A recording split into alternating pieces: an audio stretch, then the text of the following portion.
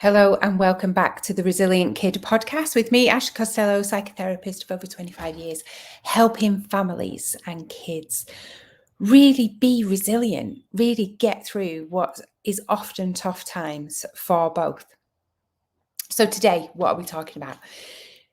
The last few episodes, we've been talking about neurodiversity in kids and in families and kind of how we spot it, how we support it, help it, things like that. And so one of my big jobs is to be an advocate for the children in school and kind of almost like an education piece around being an advocate for your child in school. So I thought it'd be really interesting and really useful. I'm all about being useful. For me to kind of give you top tips of how to advocate for your child in school. School is a funny thing, isn't it? Because if I said to you, do you remember your exams? Now, those who sat exams, we remember that dread of the hall, of the lining up in silence, of the clock ticking or counting down, the dropping of the pencils on the floor and how it makes it, all those kind of things. And it fills us with that dread, doesn't it? So we have those kind of associations with school. We also have, maybe primary or secondary senior school where we've been called to the headmaster's office. It might be getting in trouble, things like that.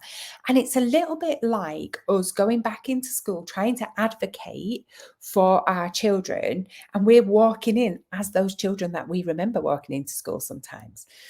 I've got friends whose kids went to the same primary and same secondary as them. In fact, my family have gone through the same school, same senior school, since my nana, like in the 60s, and I've still got family that are in that exact same school. So it's difficult. It's quite hard, I think, sometimes to try, as much as we love our kids, we often defer to the teachers, defer to anybody in school as they're the expert. And they are, absolutely they are. And I think teachers and anyone who works in a school is often really amazing and it's a real vocation. But that's not everybody. I'm not going to say all teachers are, because they're not. I know some amazing ones, but I also have reports and have personal experience of ones who should never have been in the job. But they are educationally the expert. What they're not expert in is your kid. And that's why I'm here. That's what I want to talk about today. You are the expert in the child. I always say this to the parents that I work with. I can bring my expertise to the table, but you're the expert with your child. I might ask them questions to get some of that information out and then be able to support them or help them with strategies and tools and things. But actually, they're the one who knows their kid more. I can tell them stuff about their behavior and why their brain acts in this way and things like that, but they are still the expert with their child. So I'm going to do this in kind of two halves today. I'm going to do one bit about advocating in school, how you can get help, things like that. And then the second bit, I'm going to kind of talk about if your child has any neurodiversity, what that can look like as well, how you can advocate for your child, or maybe what's on offer in your school for them. Just following on from our neurodiverse couple of podcasts that we've had with the amazing Helen Davies, who was great, and also Michelle, who if you have a child who would really benefit from her book, get it. It is fabulous. It's absolutely fabulous. So let's kick off. How do we advocate for your child? So what I would say to you is, before you do anything, write down what you need. Write down all your thoughts around why you're going in. What is it that you want the school to support you with? And really break that down into bullet points. Because if you go into school, which is a very busy place, and you say, for instance, something like bullying, and you say, this is what happened, this, and by the way, her coat's been taken, and his PE bag is not on his peg, or, and social media, and this, and that they're not going to hear everything. So what we need to do is if we have got something, we've got to prioritize that one thing for them, or that one issue for school, because they're a busy place. That's not to say we can't talk about the other stuff, just not right now. You can do that kind of at a later date when you've built up that relationship with that teacher or that person in school. So write down your thoughts and then get the bullet points. Talk about the issue, and then have your bullet points that will back that up. School are very evidence-based. There's no point in going to school and say my child's getting bullied if you have got nothing to show them, because they can't act upon it. And they want to be able to help you. So that's the first thing I would say, is write down what it is that you want to go with. Then I would say write down what you expect. So this could be something like, if it was primary, junior schools, I would say if it was something along the lines of, say they have an issue with learning and they've got barriers to learning, what is it that you expect? Is it that you would like somebody to read with them a little bit more in school, and that will help bring them on? Maybe it's something like they might have an issue, say, with making friends. Okay, well, can you get somebody to give them like a buddy? Is that what you're expecting? If it was a seniors high school situation, say it was bullying, for instance, okay, well, what do you expect to be done? Because they're not going to give you this kid's name and address and you go around and talk to the parents. That just doesn't happen. But it might be that you want to know what's happened and you want to see what the consequence is. It might be that you want some reparation. So I'll give you an example. This is an example that I put in my book as well. I had one of my students who had a fight with another peer, so same group, and there was lots of kind of lies around it. But when it all came out, this young boy had picked on a friend of his, and so he then pushed him against the wall, and that started a fight. Now, what normally happens in those situations is they both get punished. CCTV, and let me tell you, in high schools, most schools have got CCTV. The CCTV was checked. Both the kids were reprimanded, and that was that. However, I stepped in because what I wanted to do, this was a year 7, these were year 7 boys. I knew that one of these boys was a traveller. I know his culture is to come out fighting. Of course it is, because there is a lot of, masculinity and being able to defend yourself. And also because the traveling community get a lot piled upon them, of course, they've got to defend their corner. And actually, what I was asking the school to do was do reparation between these two boys, sit down, talk about it, write each other, this is why I felt like this, write each other a letter, sit down and have that conversation, which often does not happen. It's usually punishment done. But these year 7 boys, they're cracking lads. They were absolutely lovely guys.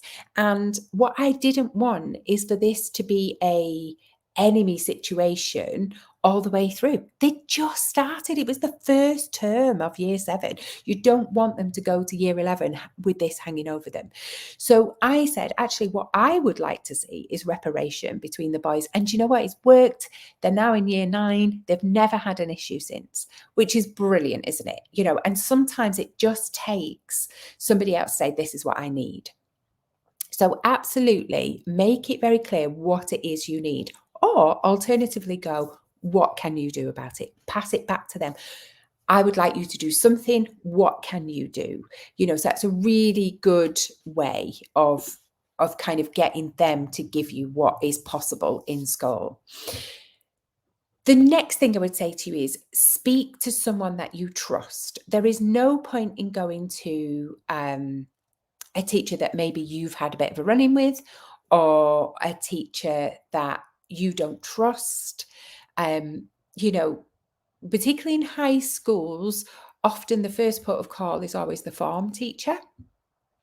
If it is that your child doesn't necessarily bond with the form teacher, then go to the head of year. Yeah, it can be the same in primary. It might not be their class teacher. So go to the deputy head, things like that. You can go to somebody that you trust. That's important. And do not be afraid to ask questions. Ask as many questions as you need to. Because I think quite often we almost have that white coat syndrome, don't we? They're the experts, so we don't want to ask too many questions. But actually, this is your child. It is their welfare. They spend, far more time during the week at school than they do with you that are not in bed. So absolutely ask as many questions as you need to be. The other thing that I would say to you is don't be afraid to show emotion.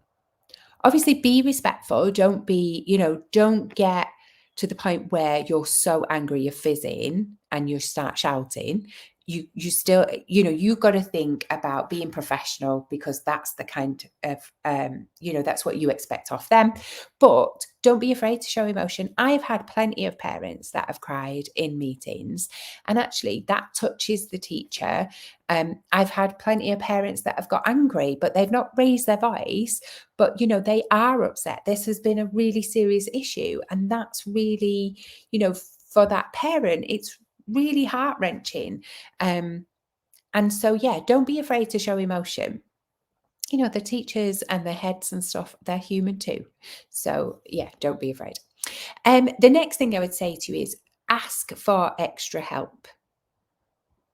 Absolutely ask for extra help. So the kind of help that I often ask for is, so in primary and juniors, I ask for ELSA training, which is it's like an emotional literacy course that I don't know of any schools that haven't been trained in this. I mean, it's a lovely program, teaches them about emotional management and stuff. And once the child has been through the program, which is like usually set for just a set amount of weeks, then there's often drop-ins for like little top-ups. Plus they always know they can go to that person.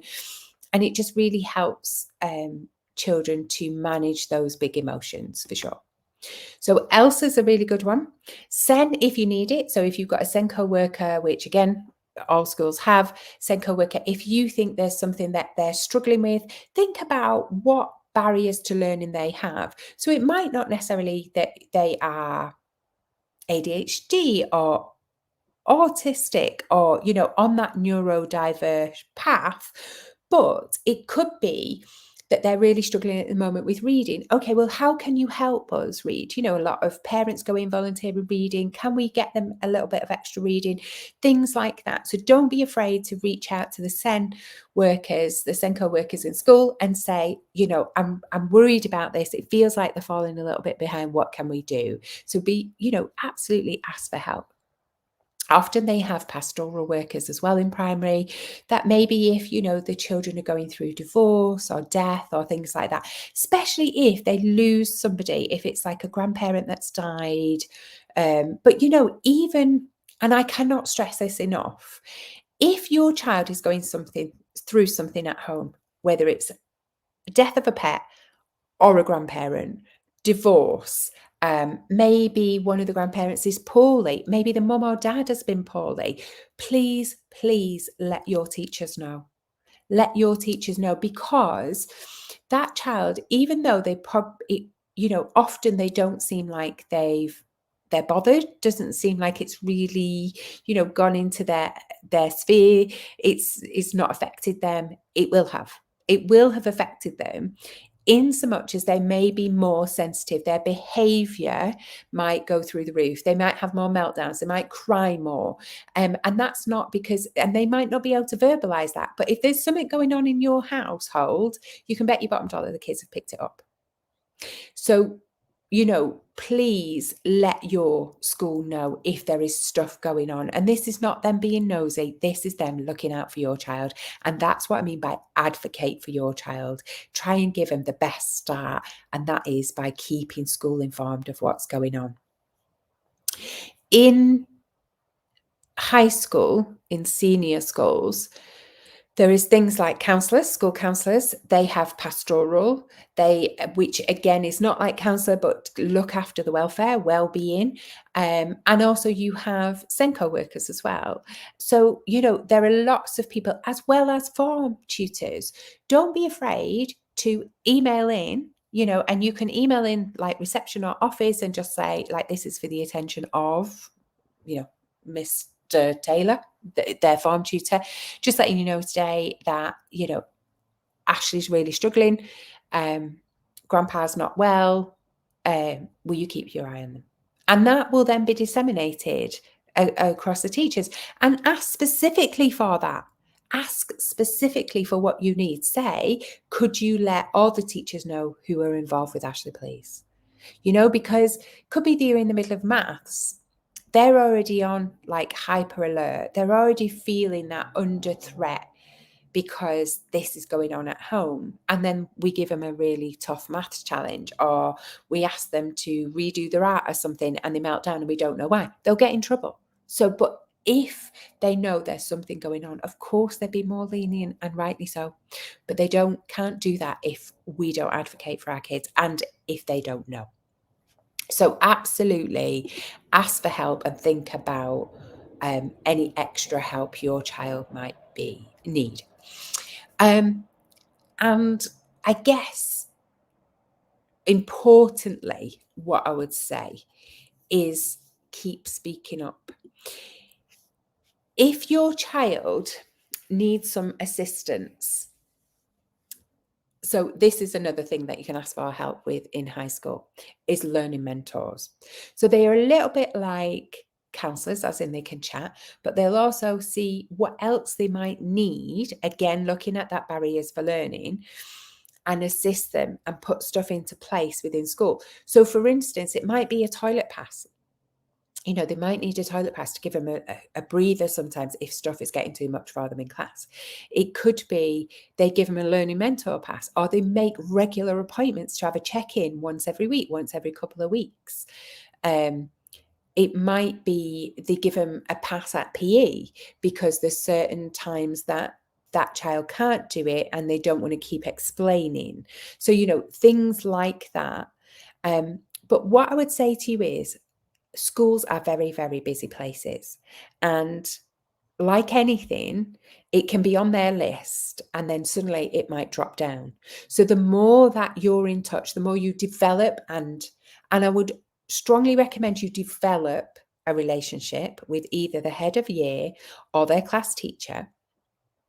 The more you develop that relationship, the more likely they are to follow through. And it's not that they don't have the want to, it's just sometimes they don't have the time to, and it gets slipped off the list. So make sure that you follow up with anything. So anything that you've requested, any help that you've asked, extra help that you've asked for your child, follow up a week or 2 weeks later and say to them, how is it going? Has this been put in place? In my job, a lot of the stuff that I do with parents is actually advocating for them at school. But I also teach the parents how to do this, but there is times when I will email in and I'll say, can you tell me where we're up to with Lily, for instance? Did she get a learning mentor? Did you check in? Did you also encourage her to go to the drama club? Things like that. It's really important that we do that follow-up. If you had a project on at work, you would absolutely have some kind of accountability until that gets over the finish line. So, you ask for accountability, and often they just need that little reminder sometimes if it has slipped off the list, if that your child, because somebody else has come in with a crisis or whatever, it might have slipped down the list. But it's not that they don't care, it's not that they don't love your kids, they just sometimes need a little reminder, and holding them accountable is a really good way of doing that. All the professionals that I speak to in schools are for the most part, absolutely lovely. I've spoken to a Senko worker this morning. She was amazing. I said to her, will you send me that form and I'll have a look at what I see for you? And she was like, oh my God, you're going to help me do this form. I was like, absolutely. It's part of my job, and I'm kind of now, I'm the first person who said, I'll help you with your job. And she's like, I'm now her best friend. But that also means I'm developing that relationship with her for that young person that I'm seeing. It means that when I need something later down the line, I can go to her and say, can you help me with this? We've got a referral for a pediatrics. Can you help me? She'll say, yeah, won't she? So it is develop a relationship, have an open and honest conversation. Sometimes we wait for things to build up with our kids. We sometimes dismiss or minimize what's going on for our kids because we don't want to go into school. We don't want to be there every 5 minutes. But actually, when it builds up to crisis point, we often go in with that anger. Why has this not been picked up before? Why am I telling you about this? And actually, we can both see the signs. So the earlier you build that relationship, the quicker you can. Do not be afraid of asking for appointments outside of parents' evening. Do not be afraid. So, particularly in high schools. So, I don't know about you, but like my child's high school parents' evening, which actually is coming up next week, 5 minutes appointments. They literally are on Zoom and you can see it going 4:59, like counting down. And the minute it gets to like, as it goes down to like 0.2 seconds, it's gone. That's it. Like you can't say, can I just ask you? You've got that time and that is it. If you have got an issue, just ask for an appointment, and I had an appointment with a head of Senko at a local high school, the last day of term at 5 o'clock. And, absolutely, I'm not advocating that teachers work that late, but there is that element where they want to help. They will put time in their diary to help, so absolutely do not be afraid to ask for appointments outside of either the working day, like school working day, and see if they can accommodate, or maybe they'll do it before school. I've done that before where I've had a call at 8:30, where as all the kids are coming in and stuff, I've had a quick 5-minute chat. I just wanted to check in with you about this. But also, don't be afraid to ask for appointments. If you can get in on your lunch hour, things like that, or if you're lucky enough to be at home and you can get in, or maybe you just do Zoom because it's easier and you can grab a 10 minutes in the working day. So yeah, don't be afraid of that. So just to recap on that little bit, please do not make sure that you are clear in what you want. Write down all your thoughts. Prioritize what it is. Speak to somebody you trust. Ask as many questions as you need. And do not be afraid to show your emotion. Our kids are the most important thing that we look after. Yeah. So ask for extra help if they need it and keep speaking up. Ask for accountability.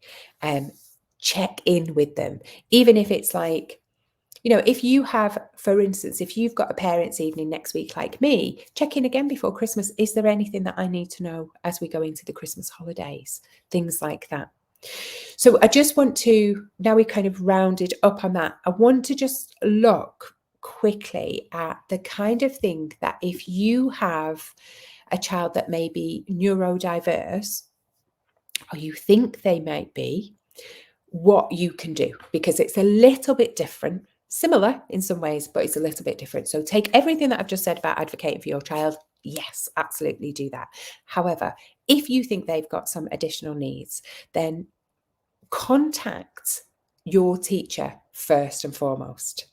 Then contact the Senko of your school. Okay. Again, write down what you're seeing. So if it is, for instance, that you might think that they might have ADHD, you might have some experience and think, actually, I can see traits in them that I see here. Write down what you're seeing. Ask them what they're seeing in school, whether it's, ADHD, autism, dyslexia, dyspraxia, it does not matter. Write down what you're seeing and go with the evidence. A bit like I was saying in the bullying issue, if you've got no evidence, you can't do anything about it. Ask them to observe your child and say, listen, this has kind of come onto my radar. What do you think? What's your opinion? Is there anything you're seeing? And if they say no, say, I'm asking you then, could you report back to me by next week? Ask the lunchtime supervisors, ask the teaching assistants, ask the teachers, ask the Senko. Observe your child and get them to have a look at what you're seeing, because it is very different. We know that some of these neurodiverse children will mask often, and then we get the blowout at home when they feel safe and stuff. But actually, when you start to have those conversations around masking things like that, they'll go, oh, well, actually, because I think sometimes we talk about ADHD as like, the kids have got to turn up with fidget spinners. No, absolutely not. That's not how it is. And not all kids who've got ADHD are hyperactive, which is why we have ADD. Anyway, it's about looking at them and being able to support them with that. So ask to speak to the Senko. Usually what happens is there is a pathway, like what we call the send pathway. So those additional needs, there's a pathway that we can look at. And that would be something like, and it's mostly like this across the country, about a county banding document. And on that document is what the Senko use they have a look at, like, universal, what would we expect our children to be doing? They'll look at communication, they'll look at interaction, various different things. And then they would what kind of support needs to be put in place, and if funding is needed to get that support in place. A lot of the support can already be done, but if there's extra funding that might be needed for one-to-ones, things like that, or maybe just, a temporary one-to-one. But again, it's about gathering that evidence, and that's what your Senko would do for you in your school. People like me also write reports and add in there for that. And then a referral, a kind of like a SEN profile, the additional needs of the child profile would be then written up, and they would, so that would be looking at the needs in school. It would also, if we needed funding, it would go towards that. But actually what it does do is go forward. We can then go forward if necessary. It's not always necessary. I'm not one of those psychotherapists who say, oh yeah, you absolutely have to have an assessment, because the school will often put support in place without an assessment. But if you do want to go forward for an assessment, this kind of evidence gathering from parents, from people like me, from a school situation, will go towards a paediatric referral. And that paed referral means there is a bit of a wait if you're not going to go private. There is a bit of a wait at the moment just across the country. But what I would say to you is then they will be able to officially diagnose it for you, and then say what support can be in place. Your Senkos are worth their weight in gold for the majority of them, and they will be able to say what they can already put in place, and if you should go for funding or not, and if you should go for an assessment or not. I've had chats this week with a Senko, and actually we've had between us a couple of parents where we've gone, actually, we think, there's definitely some neurodiverse traits here. What do we, what shall we do? And my first question is, what can school put in place now, knowing that you and I have both seen these traits for this little person, for this young person? What can school put in place that means we don't have to go for an assessment? And it's not that assessments aren't great, but they're not always necessary. It might be that later on, maybe in senior school, yes, they do need it. But actually, right now, do we need an assessment? And now we've seen this and we've observed this evidence, what can we put in place right now? So that might be, what am I putting in place? So that might be emotional management, it might be anger management, it might be friendship issues, anxiety strategies, things like that. What school putting in place? What can the teacher do? What can all the teachers involved with that child or that young person put in to support them where they're at right now. So there you go. I hope that's been useful. One thing I would add as well is often look at the unseen people in school as support. So before I talked to, I've talked about Senkos, I've talked about ELSA, but also look for family support worker and look for school nurse. A school nurse in every state school, there is one assigned to that school. Doesn't matter if you're high school, primary school, doesn't matter. Have conversations with them.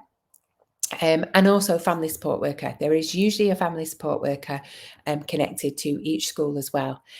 These are the unsung heroes and often a wealth of information. So look for those, as well. And often as parents, we don't know that all these people work at our school, our kids' school, and I think you are the expert with your child, but why not reach out to the experts in their field and say, what can you help me with? My child is really struggling with A, B, and C. How can you help me?